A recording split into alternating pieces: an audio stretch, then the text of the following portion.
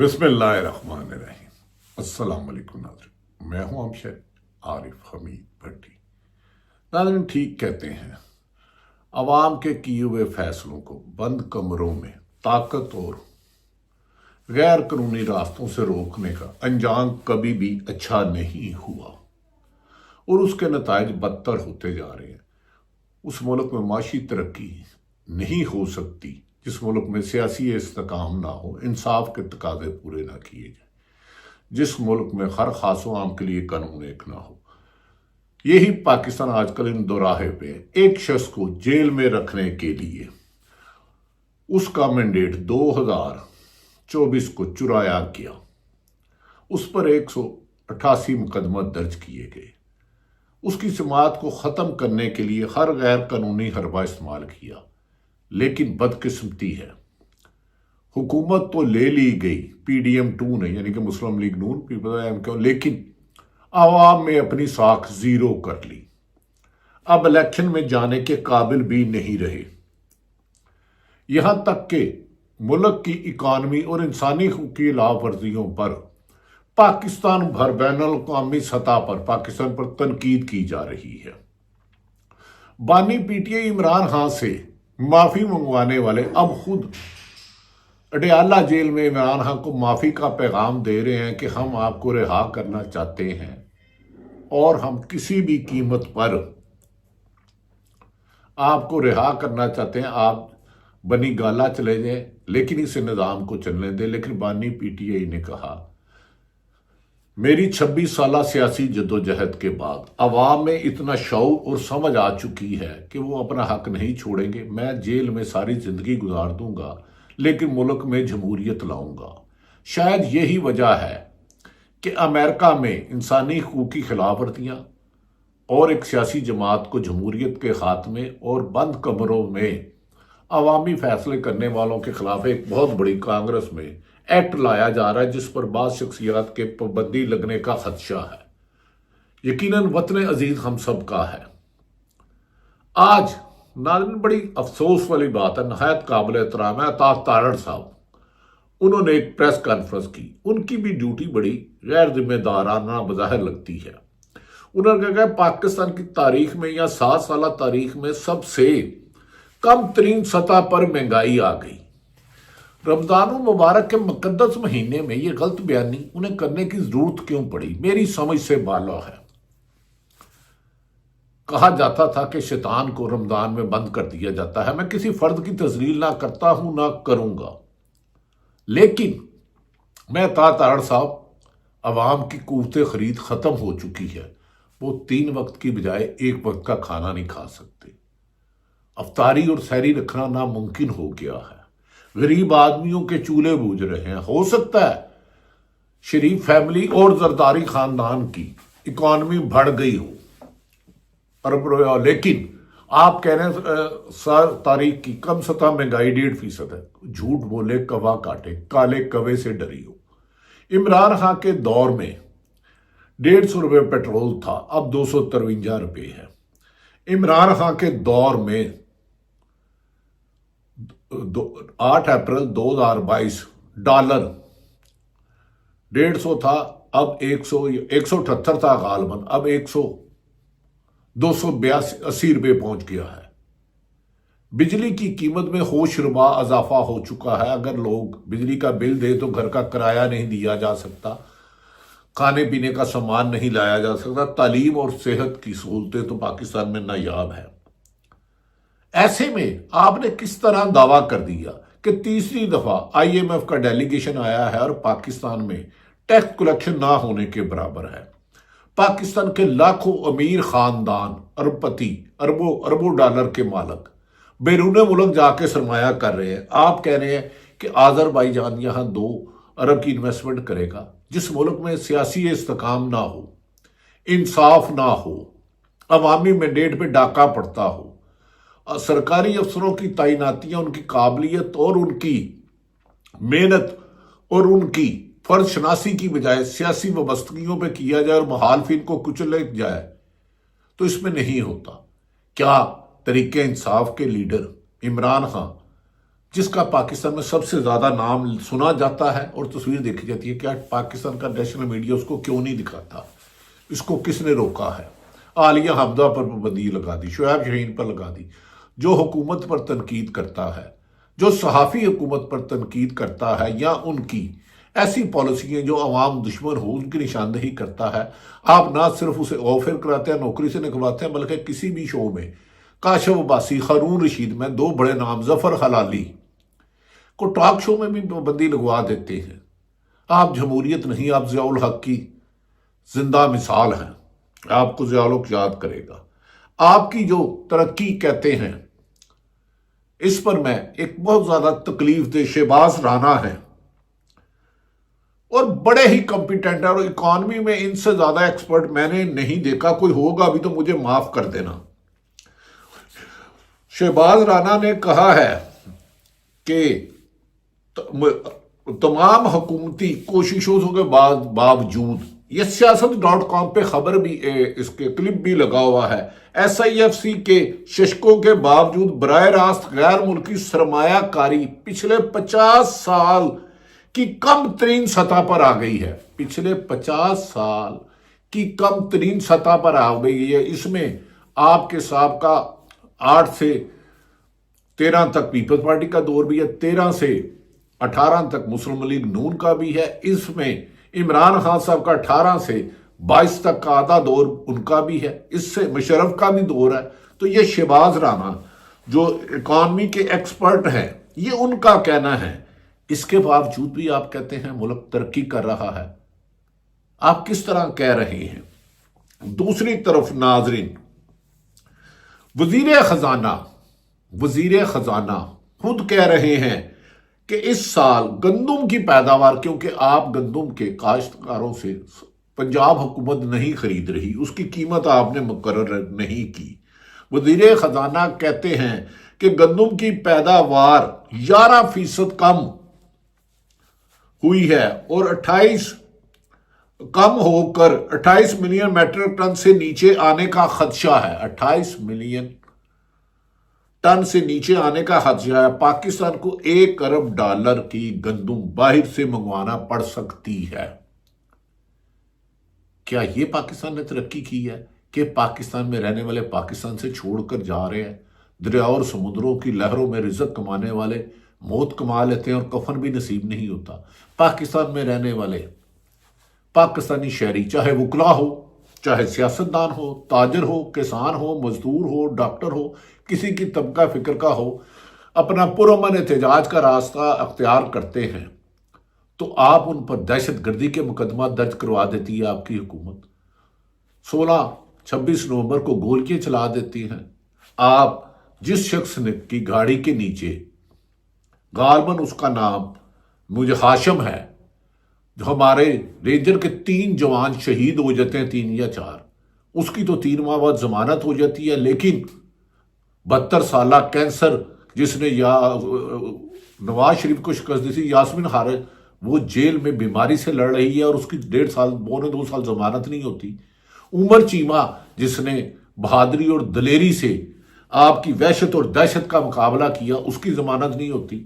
آزاد چودھری جو سینیٹر ہے، اس کے چیئرمین سینیٹر پروٹیکشن آرڈر دیتے ہیں، وہ نہیں جاتے، انہیں ہارٹ کی تکلیف ہوتی ہے اور جیل کا عملہ جھوٹی تسلی دیتا ہے۔ کیا یہ انصاف ہے؟ کیا 300 لوگ احتجاج میں جائے اور لاپتہ ہو جائیں اور ان کے گھر والے انہیں ڈھونڈ نہ پائے؟ کیا ارشد شریف کی والدہ جو صحت چل کے اپنے بیٹے کے ناحق مقدمے درج کرانے والے، پاکستان کی زمین تنگ کرنے والے کے لیے عدالت میں جائے اور اسے انصاف نہ ملے؟ کیا یہ ترقی ہے؟ اگر یہ ترقی ہے تو پھر اس ترقی سے اللہ تعالیٰ دشمنوں کو بھی محفوظ رکھیں۔ ناظرین، اس موقع پر جو سب سے تکلیف دہ ہے، آج میں ایک کلپ سن رہا تھا جو مجھے تکلیف ہوئی، کیونکہ پاکستان میں قیادت ہماری ہے، حکومت سیاستدانوں نے کرنی ہے، چاہے پاکستان تحریک انصاف کرے، پیپلز پارٹی نون کرے، لیکن عوام کے ووٹ سے ہونی چاہیے۔ چور دروازوں سے نہیں ہونے چاہیے۔ چور کے ہاتھ کاٹنے کا حکم ہے، چور کو حکومت دینے کا حکم نہیں ہے۔ چور کا ساتھ دینے والا چوکیدار چور سے زیادہ سزا یافتہ ہے۔ ایک میں بیان ایک ٹی وی ٹاک شو پہ سابق سیکرٹری خارجہ ہیں شمشاد احمد خان ان کا بیان سن رہا تھا اور میرے رونگٹے کھڑے ہو گئے کہ میرے وطن کو، میرے پاکستان کو کس طرح کچھ لوگ اپنی انا اور تکبر اور طاقت کے نشے میں اس کے وقار اور اس کی عزت کو مجروح کر رہے ہیں۔ وہ ٹاک شو میں جواب ہوتے ہوئے شمشاد صاحب نے کہا کہ میں آپ کو بتا نہیں سکتا ناظرین، مجھے بہت تکلیف ہوئی جو انہوں نے بات کہی۔ انہوں نے کہا کہ میں آپ کا ان کا بیان ایز اٹ پڑھ دیتا ہوں، کیونکہ یہ نہ ہو کہ آپ یہ نہ کہیں کہ اس میں کوئی پیش رفت ہوئی۔ میں نے ویڈیو بیان کرنا چاہتا تھا، لیکن ویڈیو بیان کے لیے شاید اب آپ کا ٹائم قیمتی اور یہ رمضان المبارک ہے، میں اس کو نہیں دہرانا چاہتا۔ انہوں نے ناظرین پاکستان کی بڑی بدقسمتی ہے، اس گھر کو آگ لگ گئی گھر ہی کے چراغ سے، اس وطن عزیز پر جس طرح وحشت اور دہشت کا بازار گرم ہے، اسے افسوس ہی کیا۔ انہوں نے کہا زیلنسکی سے فارغ ہونے کے بعد شمشاد احمد خان سابق سیکرٹری خارجہ جو خارجہ امور پر انہوں نے یعنی کہ یوکرین کے صدر زیلنسکی سے فارغ ہونے کے بعد ٹرمپ پاکستان کی خبر لینے آ رہا ہے، کیونکہ پاکستانیوں کو نہیں معلوم کہ بائیڈن کے کہنے پر پاکستان کو یوکرین کی جنگ میں پھنسایا ہوا ہے۔ ابھی اس نے پاکستان کی طرف آنا ہے اور ٹرمپ کو کوئی نہیں روک سکتا۔ یہ شمشاد احمد خان سابق سیکرٹری خارجہ کا بیان ہے۔ ناظرین مجھے بتائیں یہ کیا لوگ ہیں کہ اپنی چھوٹے سے کام کے لیے ملک کو اتنی مشکلات میں ڈال رہے ہیں۔ دوسری طرف ہمارے دوست اور صحافی جو بہت زیادہ پاکستان میں نظر رکھتے ہیں، انہوں نے سلمان اکرم راجہ جو اس وقت پاکستان تحریک انصاف کے سیکرٹری، انہوں نے کہا تمام منصوبہ سازہ بنیادی پر بیوقوف ہیں۔ میرے حلقے کے جن 170 پولنگ اسٹیشن پر قومی اسمبلی کا ٹرن آؤٹ 90% تھا، ان پر صوبائی اسمبلی کا ٹرن آؤٹ صرف 40% تھا۔ ان پولنگ اسٹیشنوں پر لاکھوں 1.25 لاکھ ووٹس ایکسٹرا ڈالے گئے۔ سلمان اکرم راجہ کہہ رہے ہیں اس فریب سے جو حکومت بنی ہے یہ ترقی کا ضامن بتاتے ہیں، جو بیوقوفی ہے اور بیوقوفی اور در بیوقوفی ہے، سلمان اکرم راجہ کا کہنا ہے۔ ناظرین دوسری طرف میں یہ بھی کہنا چاہتا ہوں کہ کیا اس طرح جھوٹ بول کر آپ اقتدار کو طول لے جائیں گے؟ کیا اون چودھری سلمان اکرم راجہ سے جو لاکھ ووٹوں سے ہارے، اس کا نتائج اس کے حق میں لا کر آپ ملک کو ترقی کی طرف کر لے جائیں گے؟ اس طرح مت کریں، یہ پاکستان کو بچائیں، اپنی ذاتی اناد اور دشمنی کی ڈیبیٹ پہ پاکستان کو نہ چڑھائیں۔ آپ کافی اسٹیڈیم بنتے ہیں اربوں روپے لگا کے، اس پہ بارش کی چند بوندیں کر دیتی ہے، گو کہ حکومت نے اس کی تردید کی۔ مونس الائی نے کہا ہے، جو پرویز الائی کے صاحبزادے ہیں، حال ہی میں مریم نواز نے اپنی کارکردگی کے اشتہارات کی بڑھمار کی ہے، ان کے کارنامے کم اور تصویریں زیادہ ہیں۔ مونس الائی سابق وفاقی وزیر رہے ہیں، بہت سختیاں ان کے خاندان نے، ان کی والدہ نے برداشت کی، مونس الائی کے ان کے والد پرویز الائی نے کی، اور جس طرح ان کے ساتھ ان کے گھر کے دروازے کو پولیس کی بختر بند گاڑی نے توڑا، وہ بھی مناظر ہماری آنکھوں سے اوجھل نہیں ہو رہے۔ وہ کہہ رہے ہیں ان کے کارنامے کم اور تصویریں زیادہ ہیں، 60 صفحات میں 301 تصویریں ہیں۔ اب یہ کمال ان کے والدین کا ہے، ان میں ان کی کون سی کارکردگی ہے، یعنی کہ عوام کے پیسوں پہ آپ نے لگایا، اس میں آپ کی کیا کارکردگی ہے۔ ناظرین دوسری طرف نجم سیٹھی کہتے ہیں کہ جیسے پچھلے سال 2024 سے پہلے جعلی سروے کرائے جا رہے ہیں، اسی طرح کرائے جا رہے ہیں۔ آج بھی پاکستان کا سب سے مقبول ترین لیڈر 25 کروڑ عوام جس کو وزیر اعظم دیکھنا چاہتی ہے، عمران خان، اسے ڈیالہ جیل میں بند رکھنا عوام اور آئین اور قانون سے کھلواڑ ہے، اور عمران خان کو اب عمران خان کی شرائط پر لانا ہوگا، اور عمران خان کی ایک ہی شرائط ہے کہ نئے الیکشن کرائے جائیں۔ ناظرین دوسری طرف جو مجھے ایک بات کی تکلیف ہے کہ پاکستان میں اس وقت بہت برے حالات ہیں۔ ہمارے دوست یہ نہیں سمجھ رہے کہ ان کی ہٹ دھرمی اور موجودہ حکمرانوں کو ملک میں مسلط رکھنا پاکستان کے لیے نقصان دہ ہے۔ خدا کے لیے اپنی تعریفیں کرے، خود وزیر قانون ہے لیکن ان کی سفارش لائیو دکھانے کی کوئی اور کرتا ہے، اس سے زیادہ شرم کی کیا بات ہے؟ سرکاری ادارے کے سربراہ ہوں یا عام ہوں، میری ان سے گزارش ہے وطن عزیز کو اس اندھیروں میں اور مت دھکیلے، اس وطن عزیز کو اس ملک کو چلنے دے، ورنہ ہماری داستان تک نہ ہوگی داستانوں میں۔ پاکستان اس وقت بہت مشکلات کا شکار ہے، اسے ان حالات سے نکالنا ہوگا۔ اس کی واحد ہے کہ ملک میں آئین اور قانون کی حکمرانی ہو، ظلم کا بازار بند کیا جائے۔ ناظرین، آخر میں صرف ایک کلپ عطر کاظمی جو میرے دوست ہیں ایک پروگرام میں وہ بول رہے ہیں اس کا سنا رہا ہوں کہ انہوں نے تھوڑی سی عکاسی کی، آپ سن لیں۔ ادروائز تو ان کی سیاست، ان کی حکومت چل نہیں سکے گی۔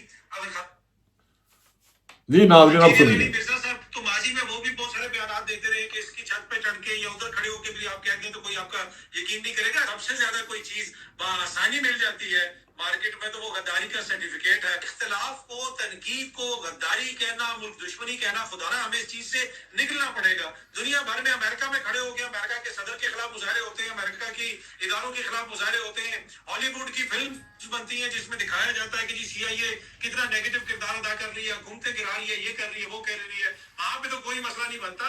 اگر صاحب عوامی سپورٹ نہیں ہوتی تو پھر ہم مذہب کارڈ بھی کھیلتے ہیں، پھر ہم غداری کارڈ بھی کھیلتے ہیں، پھر ہم عورت کارڈ بھی کھیلتے ہیں، ہر قسم کے کارڈ کھیلتے ہیں۔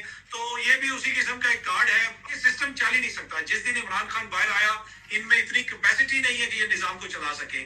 جیل میں بیٹھے ہوئے شخص سے یہ کبھی کہتے ہیں جناب یہ کر دو، وہ اس چیز پہ مذمت کروا دو، وہ کر دو، جب تک وہ معاملات کو نہیں سنبھالے گا۔ انجینئر علی مرزا صاحب بھی یہی کہہ رہے ہیں اسی کلپ کے اندر کہ یہ فتنہ عمران خان اپنی زندگی میں ختم کر کے جائے۔ بھائی آپ تو کہتے ہیں کہ عمران خان کی پاپولیرٹی ختم ہو رہی ہے، حکومتی دانشور بتا رہے ہیں کہ جی 37% اس کی پاپولیرٹی کم ہو گئی ہے۔ یہ بھی میں نے سنا۔